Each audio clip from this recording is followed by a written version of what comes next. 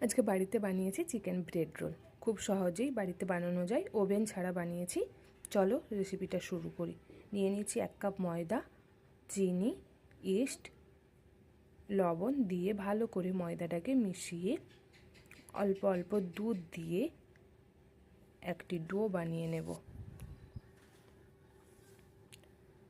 অল্প অল্প করে দুধ দিয়ে মাখতে হবে। দেখো আমার ডো রেডি। এবার ওপর থেকে কিছুটা তেল দিয়ে ঢাকনা দিয়ে রেখে দেবো 30 মিনিট। আর এক সাইডে একটি মিক্সার গ্রাইন্ডার কৌটো নিয়ে দিয়ে দেব চিকেন, আদা, রসুন, লবণ, লঙ্কা গুঁড়ো, হলুদ গুঁড়ো, জিরে গুঁড়ো, সানরাইজ গরম মশলার গুঁড়ো আর দেব এলাচ দিয়ে একটি পেস্ট বানিয়ে নেব।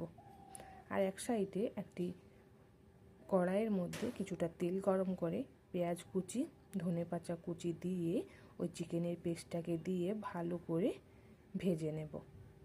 ভেজে একটি পুর বানিয়ে নেব, চিকেনের পুর। এর মধ্যে দিয়ে দেব সয়া সস আর দেব টমেটো সস দিয়ে চিকেনের পুরটা রেডি করে নেব। দেখো আমার চিকেনের পুরটা রেডি।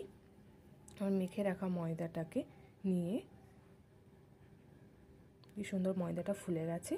5টি ডো বানিয়ে নিয়েছি। এবার রুটির শেপে বেলে নেব। বেলে ওই চিকেনের পুরটাকে ভরে চিকেন ব্রেড রোল বানিয়ে নেব। দেখো বানিয়ে নিচ্ছি।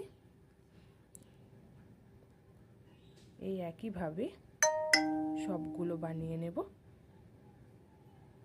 একটি বাটির মধ্যে একটি ডিম নিয়ে নিয়েছি আর একটি অল্প দুধ মেখে একটি ব্রাশ দিয়ে সবগুলোর ওপরে ব্রাশ করে দেব। আর ওপর থেকে দিয়ে দেব তেল।